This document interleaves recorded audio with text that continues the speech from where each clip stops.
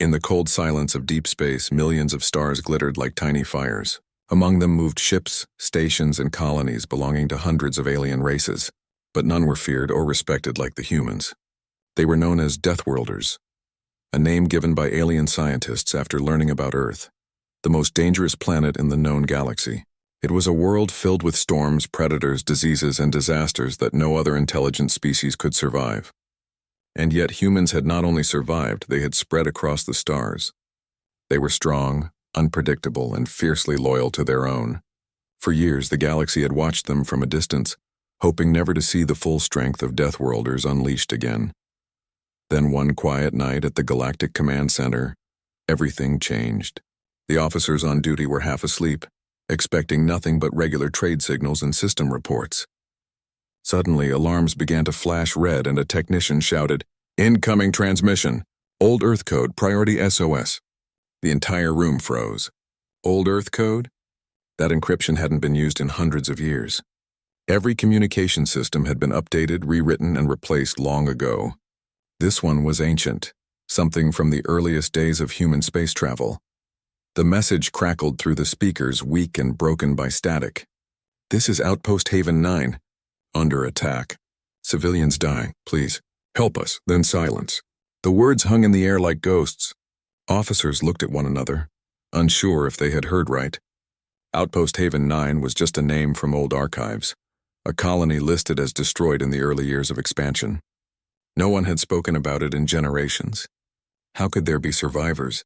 Commander Raylan, the communication chief, replayed the signal. It carried the official signature of the old Earth colonial network. The encryption matched records from the first century of interstellar travel, impossible to fake without direct access to long-lost data. The room buzzed with confusion and fear. If someone had sent this message, it meant either an ancient colony had somehow survived all this time, or someone was using human history as bait. The news traveled fast. Within hours, it reached the Deathworlder Council on the homeworld, Earth's military command base. The council members gathered in a dark circular room, their faces tense and pale under the holographic lights. They played the message over and over, analyzing every word, every burst of static, trying to find hidden meaning. Most believed it was impossible that Haven 9 still existed. The colony had been declared lost after a terraforming failure and a solar flare that wiped out communication. The idea that people might have survived there for centuries was beyond belief, but others in the room felt something deeper, a pull of duty. If even one human life still existed out there, it was their responsibility to answer. The Deathworlders had a code older than the stars. No human left behind. Admiral Kira Solon entered the chamber as the debate reached its peak. She was a tall, calm woman with silver-gray eyes that had seen too many wars. Her reputation was legendary. Some said she had commanded fleets that ended invasions. Others whispered that she had survived battles that should have killed her 10 times over. When she spoke, people listened. She stood silently for a moment, listening to the distorted SOS, then turned toward the council. "You all know what this means," she said softly. "If that signal is real, there are humans out there waiting for help. Maybe dying right now." One of the older counselors shook his head. "Admiral, we can't risk a fleet on a ghost signal. Haven 9 was destroyed long ago. It could be a trap." Solon's expression didn't change. "And if it's not a trap, what then? Do we let our own die in silence because we're afraid?" Her voice was calm, but the power in it silenced the room. "We are Deathworlders. We were born in storms and raised in fire. We don't run from danger, we answer the call." For a long time, no one spoke. Then the council's commander finally nodded. "You will have your fleet, Admiral. Find out what happened at Haven 9. Bring our people home." Within hours, the order spread through the military networks. Hangar bays opened across the solar systems. Massive starships, dark and silent, powered up their engines. Soldiers were awakened from cryosleep. Pilots rushed to their stations, and engineers prepared weapons that hadn't been used in decades. The operation was given a name whispered with both awe and fear: the Iron Tempest deployment. As preparations continued, Admiral Solon stood alone in the observation deck of her flagship, the Valiant Spear. Outside the massive windows, she watched the stars drift slowly. Somewhere out there, beyond light years of empty space, a small colony was crying for help. She remembered her ancestors' stories about the first explorers. how they had left Earth in fragile ships chasing the dream of a new beginning. She imagined those colonists, their descendants still alive after generations cut off from the rest of humanity, surviving on will and hope alone. The thought tightened her chest. "We're coming," she whispered to the stars. Meanwhile, in distant corners of the galaxy, whispers spread. Alien traders, mercenaries, and soldiers heard the news. Humans were mobilizing a fleet. Entire systems held their breath. The Deathworlders rarely launched full deployments unless the situation was extreme. The last time they had done so, an entire war had ended in 3 days. The very name of their fleet, the Iron Tempest, sent fear through enemy hearts, but not everyone was afraid. Some old allies looked toward Earth with quiet respect. They knew that when humans moved like this, it wasn't for conquest, it was for survival, for loyalty, for something no machine or alien empire could ever understand. Compassion born from hardship. As the ships prepared to depart, engineers performed final checks.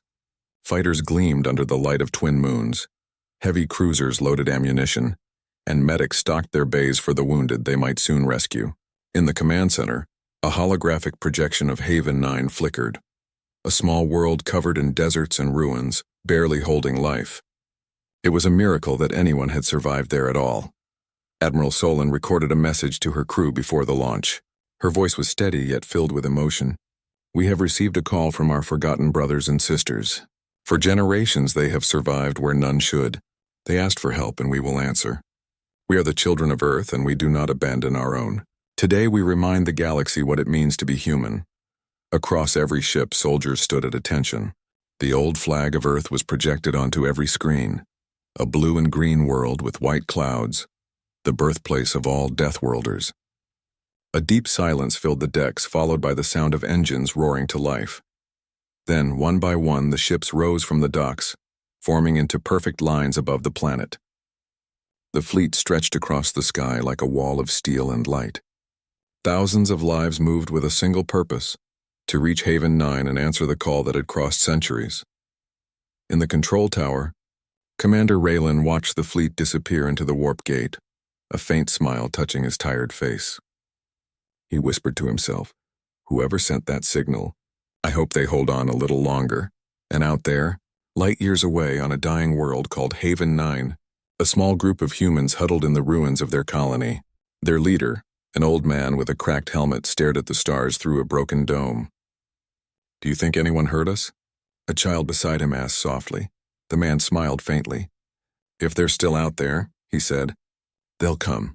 Far beyond their sky, the Iron Tempest roared into the void, carrying the full might and heart of humanity toward the source of the forgotten SOS. The signal that had shaken the stars had done more than call for help. It had awakened the sleeping power of the Deathworlders once again. The investigation into the strange SOS signal began quickly. Scientists, historians, and military analysts worked day and night to confirm its origin. The more they studied it, the more shocking it became. Every test, every code analysis confirmed one thing. It really came from Haven 9. A colony that was supposed to be dead for over 200 years had somehow sent a message. No one could understand how it was possible. The last record of Haven 9 described a failed terraforming project, powerful radiation storms, and a planet too unstable to support life. The colony had been abandoned and officially marked as lost with all hands. Yet here it was, calling for help. In the command centers across the Deathworlder territories, the news spread fast. Soldiers whispered about it in mess halls. Scientists stared at old maps in disbelief, and journalists tried to dig up ancient files from forgotten archives. Many believed it was some kind of trick or trap. After all, the galaxy was full of enemies who feared the Deathworlders and would do anything to lure them into an ambush. But Admiral Kira Solon didn't believe in coincidences. She had seen too many battles to ignore something like this. When her ship, the Valiant Spear, received the official mission order, she gathered her top officers for a briefing. The meeting room was dimly lit. A holographic map hovered in the air, showing the distant sector where Haven 9 was located. It was deep inside what used to be human territory, but over the years that space had fallen under the control of hostile alien factions. The planet sat on the edge of what many now called the Shadow Zone, a place filled with pirates, scavengers, and outlaw warlords. Reaching it would mean crossing through enemy space. Commander Dax, the tactical officer, frowned as he studied the map. "It's suicide," he said quietly. "If we go in, we'll have every pirate and raider in the sector on us before we even reach orbit." Solon leaned forward, her hands resting on the table. "You're right," she said calmly. "But if that signal is real, people are dying out there. Humans, our people. And no one else will help them." Her voice carried the kind of strength that silenced all doubts. "We'll take the fleet through the dark routes. We'll move fast, silent, and precise. We've done harder things before." Her officers exchanged uneasy looks, but they trusted her completely. Admiral Solon was known for leading impossible missions and bringing her people home. Still, the danger was unlike anything they had faced in decades. Reports from scouts confirmed that the entire sector was crawling with hostile ships. Some belonged to the Karic Dominion, a ruthless alien empire that had been pushing into human borders for years. If they were involved in the attack on Haven 9, it meant this was more than a simple distress call. It was a message from a battlefield. Back on Earth, the Deathworlder Council continued to debate the mission. Some leaders were furious that Admiral Solon was taking such a risk. "She's going to start another war," one of them shouted during a closed meeting. "If we send a full fleet into Karic space, they'll see it as an invasion." But others defended her, saying that humanity had a duty to its lost colonies. "We are who we are because we never gave up on each other," one senator said. "That's what makes us Deathworlders." Meanwhile, Admiral Solon began gathering the fleet. The Iron Tempest Armada consisted of 50 ships, each one a masterpiece of human engineering. There were massive dreadnoughts built for heavy combat, sleek frigates designed for fast attacks, and carrier ships holding hundreds of fighters. Every ship was equipped with stealth drives, advanced shields, and weapons that could burn through mountains. But even with all that power, Solon knew they were walking into the unknown. Before departure, she stood before her crew in the main hangar of the Valiant Spear. Hundreds of soldiers, pilots, and engineers stood at attention, their faces lit by the cold blue glow of the ship's engines. Solon's voice echoed through the vast chamber. "You've all heard the signal," she began. "A colony we thought lost has called for help. No one else can reach them. No one else will try. But we will. Because we are Deathworlders and we do not leave our own behind." Her words filled everyone with pride and courage. Even the youngest recruits felt their hearts beat faster. They were part of something greater, a mission that would be remembered for generations. As the preparations continued, small details about Haven 9 started to surface. Old records described it as a harsh planet, full of storms with poisonous air and endless deserts. The early colonists had built underground cities to survive. When contact was lost, it was believed that radiation storms had wiped out everything. But the fact that someone had sent an SOS meant that generations had survived somehow, cut off from the rest of civilization. People wondered what kind of world they had created down there, what kind of life they had lived in total isolation. Had they forgotten their origins, or had they kept the old traditions of Earth alive in their own way? Among the crew, rumors began to spread. Some said the people of Haven 9 might have evolved differently, adapted to their deadly planet like the first Deathworlders had to Earth. Others imagined them as wild survivors, fighting alien beasts and building new societies from scrap. Everyone had their own version of the story, but all of them shared one thought: they had to see it for themselves. When the final countdown began, the fleet gleamed under the lights of the shipyards. One by one, the massive vessels powered up, their engines humming like thunder. The sight was breathtaking, a wall of steel and light stretching across the horizon. Families of crew members gathered to watch from observation decks, waving as the ships prepared to launch. It felt like history was repeating itself, just like the old days when humanity had sent its first explorers into the stars. Inside her cabin, Admiral Solon stared at the small holographic photo on her desk. It showed the first settlers of Haven 9, smiling in front of their newly built colony dome.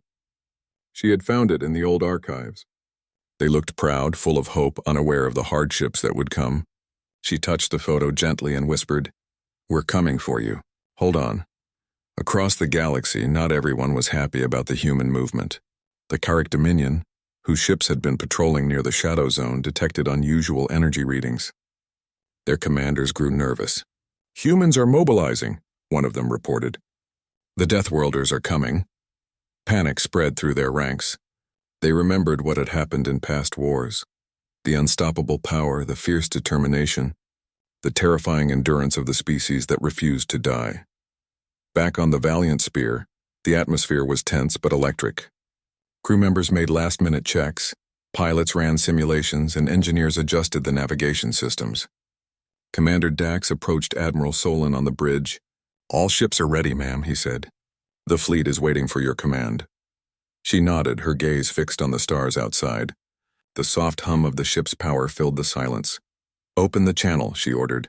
The communication line connected to every ship in the Armada. Her voice carried through the speakers, steady and strong. "This is Admiral Solon. You've trained your whole lives for this moment. Somewhere out there, people are waiting for us. People who believed they were forgotten. We will show them that humanity never forgets. We will bring them home." Then, in a single synchronized motion, the fleet's engines roared to life. Blue light flooded the darkness as the ships rose from their docks. The warp gates ahead opened like glowing tunnels of energy. One by one, the vessels entered the gates, disappearing into streaks of light. The Iron Tempest was on the move. As the last ship vanished, a quiet settled over the command center on Earth. The officers watching the operation felt both pride and fear. No one knew what awaited the fleet on the other side. Some whispered prayers, others saluted the screen, knowing this mission could change the course of human history. Far away, on the forgotten planet Haven 9, lightning storms flashed across the sky.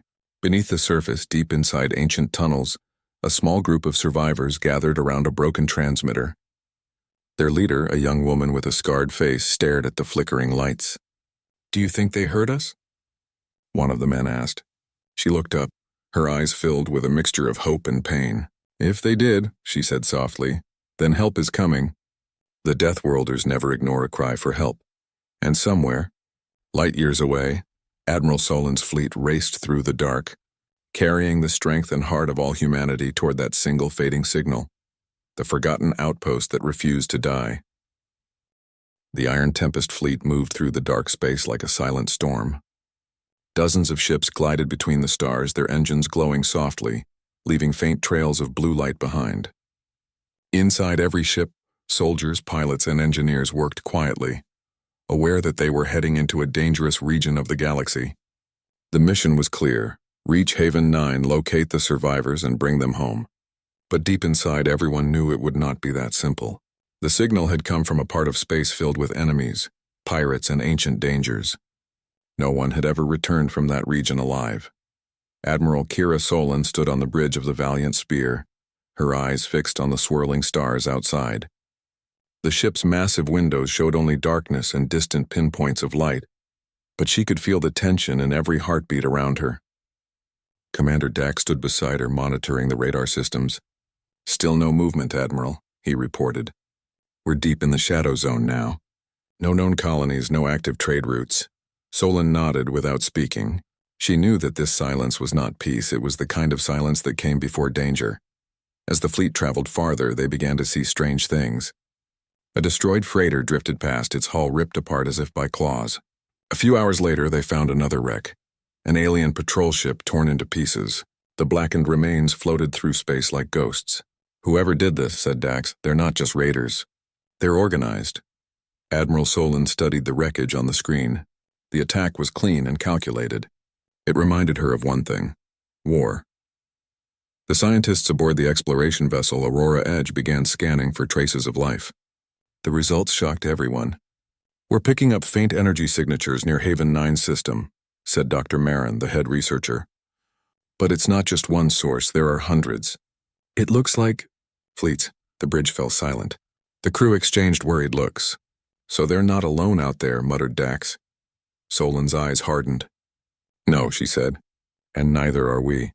That night, across the ships, the crew prepared for battle. They checked their weapons, loaded the fighters, and sealed the decks. In the hangars, young pilots sat inside their cockpits staring at photos of their families. Engineers whispered prayers before activating the engines. Even the most experienced soldiers felt uneasy. The mission had started as a rescue, but it was beginning to feel like a war. As the fleet drew closer to Haven 9, the atmosphere inside the command deck became tense. The communication officers tried to send out signals, but no response came back. Still no word from the surface, said Ensign Tyra. The planet's atmosphere is full of interference. We can't get a clear transmission. Solon frowned. Keep trying, she said. If they sent one message, they might send another. Hours later, as they approached the outer rim of the system, sensors began to beep. The holographic display lit up with red dots, enemy contacts. At first there were a few, then dozens, and then hundreds. The entire space around Haven 9 was surrounded by ships. My God, whispered Dax, it's a blockade. Through the view screens, the enemy fleet came into sight. Massive alien warships, dark and spiked, floated like sharks in the black ocean of space. Their design was unmistakable, Karrick Dominion. They were the same empire that had fought humans centuries ago, known for their cruelty and hunger for power. So it's true, Solon said quietly. They found Haven 9 before we did. The officers looked at her, waiting for orders. She turned sharply toward them. We're not turning back, she said. Set course through the asteroid belt. We'll approach from the shadow side of the planet. If we're fast and silent, we can get close before they detect us. The fleet adjusted its formation and slipped into the asteroid field. Huge rocks drifted slowly through space, some the size of cities. The ships moved between them carefully, using the asteroids as cover. Every engine was switched to silent mode, every light dimmed. It was a dangerous move. One small mistake could destroy a ship, but it was their only chance to reach the planet undetected. Inside the control room, the hum of machinery mixed with the pounding of hearts. The crew worked quietly, guided only by Solon's calm voice. Steady, maintain formation. Keep your eyes on the scanner. She never raised her tone, even when tension filled the air. To her crew, she was like a lighthouse in the dark, calm, unshakable, and always leading the way. Halfway through the asteroid belt, one of the ships, the Storm Chaser, hit debris. A small explosion echoed through the comms. We've lost Engine 3, shouted the captain. Sparks flew inside the control deck as the ship spun out of formation. Pull them in, ordered Solon. All fighters create a shield pattern. The smaller crafts rushed to surround the damaged vessel, deflecting debris and incoming sensors. Somehow they managed to bring the Storm Chaser back under control. The fleet continued moving, hearts racing but discipline intact. Finally, after several hours of silent travel, they emerged from the asteroid field, and there it was. Haven 9. The planet glowed dimly under a dying sun. It was covered in brown deserts, blackened plains, and cracked mountains. A thick layer of storm circled its atmosphere like a crown of smoke. It looked lifeless, dead. But the scanners showed something different. Faint, pulsing human energy signatures. Dr. Marin almost couldn't believe it. They're alive, she whispered. There are people down there. The bridge went quiet. Everyone looked at Admiral Solon. She closed her eyes for a moment, then said, Prepare landing teams. But first we have to clear the sky. Suddenly alarms blared across the ship. Enemy ships detecting movement, shouted Tyra. The Karrick fleet had spotted them. Red lights flashed across the command deck as enemy vessels began to turn toward their position. They're locking weapons, cried Dax. Solon stood tall, her voice sharp and clear. All ships, battle formation. Fighters, launch. Defend the transports. We're going in. The void exploded into light. Beams of plasma and streams of missiles cut across the darkness. The Deathworlder fleet answered with equal fury. Railguns fired, creating flashes that illuminated the battlefield like lightning. Fighters swarmed through the chaos, weaving between explosions and wreckage. The Karrick ships were larger, but the humans were faster and smarter. They used the asteroids as cover, ambushing from unexpected angles. Inside the Valiant Spear, the crew worked at lightning speed. Shields at 78%. Enemy cruisers on the left flank. Return fire. The bridge shook as blasts hit the hull, but the ship held strong. Solon stood in the center, unflinching, directing her forces with perfect precision. Target their command vessel, she ordered. If we take out their leader, the rest will scatter. The battle raged for hours. Space turned into a storm of fire and debris. Ships exploded, leaving trails of flame. The Iron Tempest fought like legends, every pilot and soldier driven by one thought. They had to reach the people of Haven 9.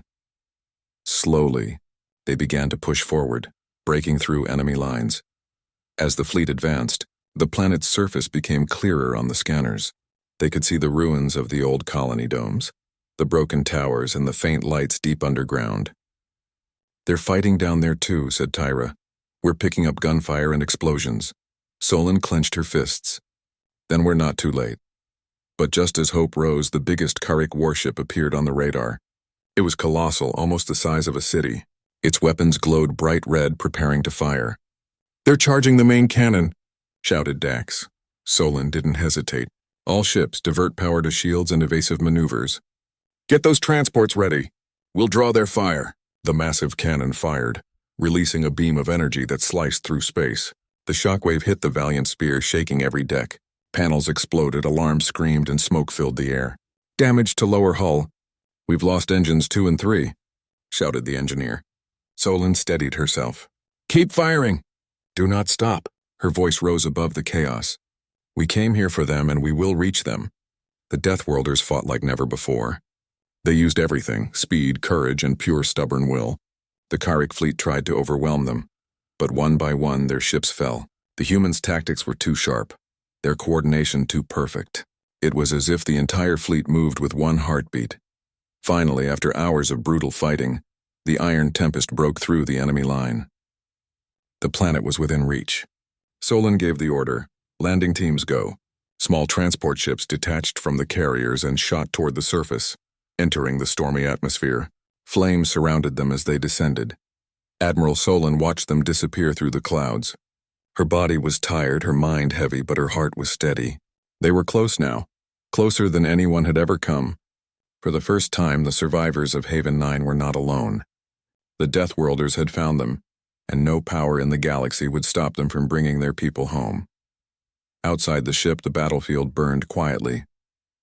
The stars flickered through the smoke, and as the Iron Tempest hovered above Haven 9, battered but unbroken, every human aboard knew one thing: the hardest part was still ahead.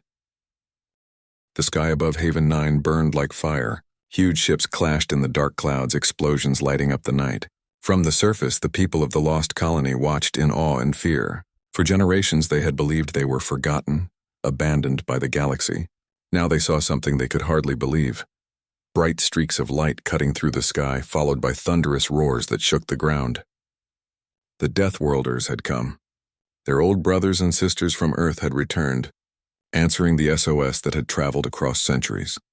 Admiral Kira Solon stood on the bridge of the Valiant Spear, the largest and strongest ship in the Iron Tempest fleet.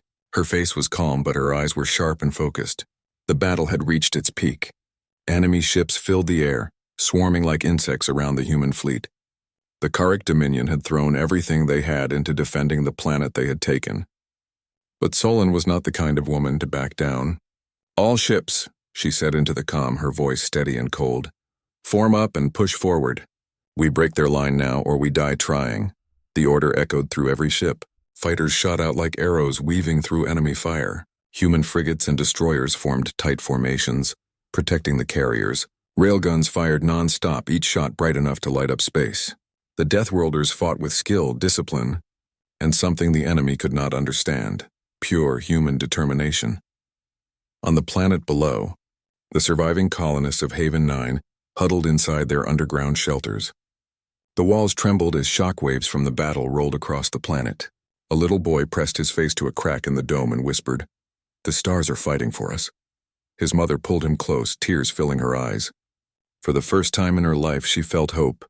Back in orbit, the battle turned into chaos. The enemy ships were powerful, but the humans were unpredictable. They fought like no one else in the galaxy. They adapted fast, using every piece of information, every weakness they could find. "They're changing formation," shouted Commander Dax. "Group 3 is flanking the enemy cruisers." "Good," Solon replied. "Make them pay for every inch." The Karrik commander, sitting inside his black flagship, growled in frustration. His sensors showed his fleet losing ships faster than expected. "These humans fight like demons," he hissed. "They don't know fear." He ordered his forces to target the lead vessel, the Valiant Spear. If they could destroy the flagship, maybe the Deathworlders would break. The first wave of heavy plasma fire hit the ship hard. The bridge shook violently. Sparks flew from the panels, smoke filled the air, and alarms screamed. "Shields at 60%, yelled the engineer. "We can't take another direct hit." Solon steadied herself and said, "We can and we will." Divert power from the secondary drives to shields. Keep our weapons online. The crew moved like clockwork. Every person aboard knew that the fate of thousands depended on them. The Valiant Spear turned sharply, firing its main cannons. The energy blast tore through the enemy line, destroying 2 ships in a single hit. The crew cheered, but the celebration was short-lived. Another enemy fleet appeared on the radar, reinforcements. The Karrick Dominion was not done yet. Admiral Solon took a deep breath. They want to drown us in numbers, she said quietly. Then let's remind them who we are. She turned to Dax. Prepare the Valiant Spear for atmospheric entry. Dax stared at her, shocked. Ma'am, that's suicide. The ship won't survive re-entry at this weight. Solon looked straight into his eyes. The enemy command ship is hiding in the lower orbit behind the clouds. If we take it out, the battle ends. We don't have time to wait. There was a long silence on the bridge. Then Dax nodded. Understood, Admiral. The crew exchanged glances. Fear, disbelief, and pride all mixed together. They knew what she was about to do. They also knew there was no turning back. The order was given. The Valiant Spear broke formation, its engines glowing bright blue. The other ships covered it, firing at anything that moved to protect their flagship. As it tilted downward toward the planet, the ship began to shake violently. Flames licked the hull as it entered Haven 9's atmosphere. Hull temperature rising, shouted an officer. External armor at 50%. Hold steady, Solon shouted back. Keep the nose down. We're not dying up here. The sight from the surface was incredible. The colonists saw a huge burning streak cutting across the sky, leaving a trail of fire behind. They thought it was a falling star, but it was something far greater. It was humanity's will crashing through the heavens.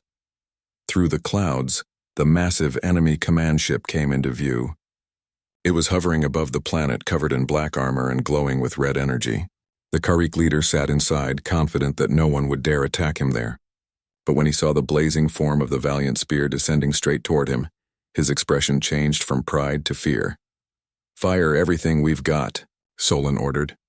The ship's railguns and missile pods unleashed a storm of light. Explosions rippled across the enemy vessel. The Karrick ship tried to dodge, but it was too late. The Valiant Spear slammed through the upper hull, tearing into it like a blade. The collision created a blinding flash that lit up the entire sky. For a moment, even the storm clouds disappeared, replaced by pure white light. On the surface, the colonists saw it all. The fireball split the heavens, and for a second it looked like the sun had returned. Then the sound reached them, a deep, powerful roar that shook the ground and echoed through the deserts. The little boy whispered, "They came for us." In orbit, the rest of the Iron Tempest fleet watched in stunned silence. "We've lost contact with the Valiant Spear," said the comms officer. The main screen showed nothing but static and debris. Commander Dax, now aboard a secondary cruiser, clenched his fists. "She did it," he whispered. "The enemy command ship is gone." Without their leader, the Karrick fleet fell into confusion. Their ships began to scatter, some retreating, others firing wildly. The Deathworlders seized the moment. "All units," Dax shouted, "press the attack!" The human fleet surged forward, overwhelming the remaining enemy ships. In less than an hour, the sky was theirs. Down below, rescue pods and transports began to descend through the clouds. Soldiers landed on the planet's surface, bringing food, medicine, and aid. The colonists came out of hiding, blinking at the sight of humans in clean armor, carrying the old flag of Earth. Many of them fell to their knees and wept. For the first time in hundreds of years, they were not alone. Inside one of the landing ships, Dax stood silently, looking at the burning wreckage far above in the clouds. Everyone knew what he was thinking. Admiral Solon's ship had gone down with the enemy flagship. There was little hope that anyone had survived. But even in that moment of loss, pride filled every heart. She had done what no one else could. She had ended the battle and saved an entire world. Hours later, the storm finally cleared. The sky was calm again. The soldiers of the Iron Tempest walked among the survivors, helping them rebuild, listening to their stories. They learned that the people of Haven 9 had survived in underground tunnels for generations, fighting off alien attacks with handmade weapons, keeping the memory of Earth alive through songs and stories. They had never stopped believing that one day, someone would come for them. When the colonists saw the symbol of the Deathworlders, the Earth insignia, they touched it with trembling hands. One old man whispered, "We knew you would come." "We always knew." The fleet began collecting data and sending reports back to the Deathworlder Council. The mission was a success, but the cost was heavy. Thousands of soldiers had died, and the valiant spear was gone. Yet even in mourning there was pride. Humanity had proved once again that they would cross any distance, face any enemy, and risk everything to save their own. Later, as night fell on Haven 9, the colonists gathered outside. They looked up at the stars where the battle had been fought. A faint light flickered high above, a piece of wreckage from the valiant spear glowing softly as it burned through the atmosphere. It fell like a shooting star. A child pointed at it and said, "Look, she's coming home." In that moment, everyone bowed their heads. The people of Haven 9, the soldiers of the Iron Tempest, and even the distant command centers across the galaxy, all remembered Admiral Kira Solon. Her courage had saved not just lives, but hope itself. The story of the woman who led the deadliest fleet into battle for a forgotten world spread across every human colony. And somewhere, beyond the stars, the words she had spoken before the final dive echoed through the hearts of her people. "We were born on the hardest world in the galaxy. We fight not because we love war, but because we refuse to abandon life." The battle for Haven 9 had ended. The price was heavy, but humanity had once again shown what it meant to be a Deathworlder, unbreakable, unstoppable, and always ready to fight for their own, no matter the cost. The days after the battle were quiet, but the silence carried a strange kind of sadness. The once broken sky above Haven 9 was now clear, showing soft stars that glimmered faintly over the wounded world. Smoke from the destroyed ship still floated high above the atmosphere, glowing red when sunlight touched it. The war was over. The Deathworlders had won, but the victory felt heavy in everyone's heart. Admiral Kira Solon, the fearless commander of the valiant spear, was gone. On the surface, the survivors of Haven 9 worked beside the Deathworlder soldiers. Together, they built shelters from the wreckage, cleared debris, and tended to the injured. Every soldier had a story to tell about the Admiral, how she had fought without fear, how she had smiled before giving impossible orders, and how she had led her people into fire and victory. They spoke of her like she was still there, watching them from above. Commander Dax carried her memory the most. He had been with her for years, from the earliest missions on Deathworld colonies to this final unforgettable battle. Now, as he stood on the plains of Haven 9, surrounded by tired soldiers and hopeful colonists, he could still hear her voice in his head. "Never let fear stop you," she used to say. "If something must be done, then do it, even if it kills you." Every night, Dax would climb a small hill near the base camp. From there, he could see the pieces of the valiant spear still falling through the atmosphere, burning like stars. Each light was a reminder of the people who had given their lives. Sometimes he thought he saw something more, something bright and silent moving among the stars. It made him believe that perhaps Admiral Solon's spirit was still watching over them. Meanwhile, across the galaxy, the story of Haven 9 spread faster than light. News networks, communication relays, and even old radio channels carried the tale. "Deathworlder fleet saves forgotten colony," the headline said. The people of Earth and its far colonies stopped their daily lives to listen. When they heard how an old SOS from a long-lost human world had been answered, how an entire fleet had fought to save strangers, something changed inside them. Pride returned to humanity's heart. They remembered who they were, the ones who never left anyone behind. On Haven 9, the survivors slowly began to rebuild their world. For generations, they had lived in underground tunnels and caves, hiding from alien raiders and toxic storms. Now, with the help of the Deathworlders, they came to the surface again.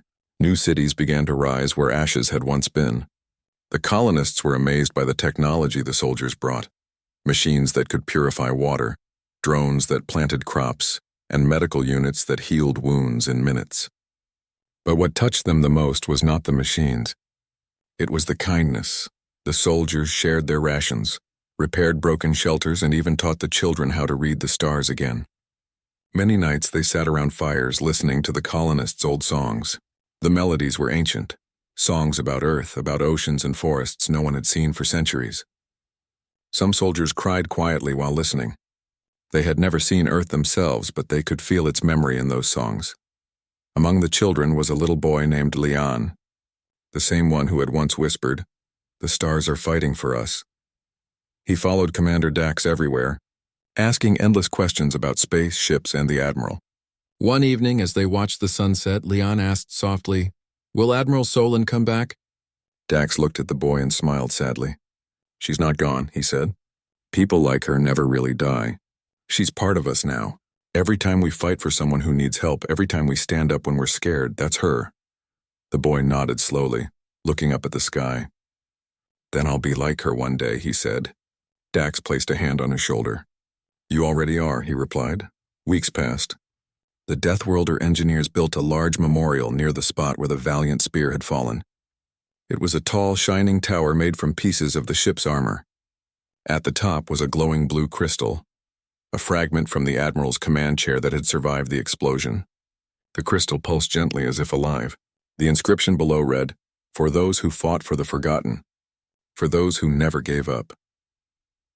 On the day of the memorial ceremony, every soldier and colonist gathered around. The air was still, the horizon glowing gold with the morning light. Commander Dax stood before the crowd, holding a small device that contained Solon's last recorded message, something found in the ship's black box. His hands trembled slightly as he activated it. The projection flickered to life and Admiral Solon's voice filled the air. "If you're hearing this," she began, "then I am gone. But don't grieve. We are Deathworlders. We come from a world that tried to kill us every day, yet we survived. Remember that strength. Remember that courage. Wherever there is life in danger, we go. Wherever someone calls for help, we answer. That is what it means to be human." The crowd stood silent. Some cried openly. Others saluted with trembling hands. Even the colonists who had once lost all hope stood tall again. The children watched with wide eyes as if memorizing every word. When the message ended, Dax raised his head and said quietly, "She saved more than just this world. She reminded us why we fight." From that day on, the people of Haven 9 called themselves Children of the Spear. They carried the name with pride, building their new lives around the ideals Solon had died for. Their cities grew quickly, powered by the technology and guidance of the Deathworlders. Trade ships began to visit, bringing supplies, books, and people eager to see the world that had once been lost. Years later, Haven 9 became a symbol across the galaxy, a reminder that no human colony was ever truly forgotten. Statues of Admiral Solon stood in every major city, carved from white stone, her eyes forever looking toward the stars. Pilgrims came from distant worlds to leave flowers at her memorial. Some even swore oaths of service there, joining the Deathworlder fleets to continue her mission of rescue and protection. Commander Dax stayed on Haven 9 for several years, helping the colony rebuild. He never took another command after that battle. He said his war was over, but he trained a new generation of officers, teaching them everything Solon had taught him. "Courage is not the absence of fear," he would tell them. "It's moving forward even when you're terrified." One night, long after the cities had been rebuilt and the stars once again shone clear over the planet, Dax sat by the memorial alone. The wind blew softly, carrying the sound of laughter and life from the town below. He looked up at the glowing crystal and whispered, "We did it, Admiral. They're safe now." For a moment he thought he saw something, a faint light moving slowly through the stars like a ship made of pure fire. It disappeared just as quickly, but he smiled anyway. Deep inside, he believed that was her, still watching, still guiding them. Generations passed, and the story of the SOS that brought the Deathworlders to Haven 9 became legend. Children learned about it in schools, storytellers recited it in markets, and soldiers carried the tale to every corner of human space. The message was always the same: no call for help should ever go unanswered. Centuries later, when new fleets carried the Deathworlder name, their ships bore a small blue symbol on their hulls, a shining spear surrounded by stars. It was the emblem of the valiant spear, and below it were the words of Admiral Solon herself. "For life, we fight." Every time those ships launched into the void, people remembered the day a forgotten SOS had awakened the courage of an entire species. They remembered the admiral who had flown her ship into fire. They remembered the boy who had looked at the sky and believed the stars were fighting for them. And somewhere in the endless dark of space, maybe those same stars still remember too, for even the universe, vast and cold as it is, carries the echoes of those who refuse to give up.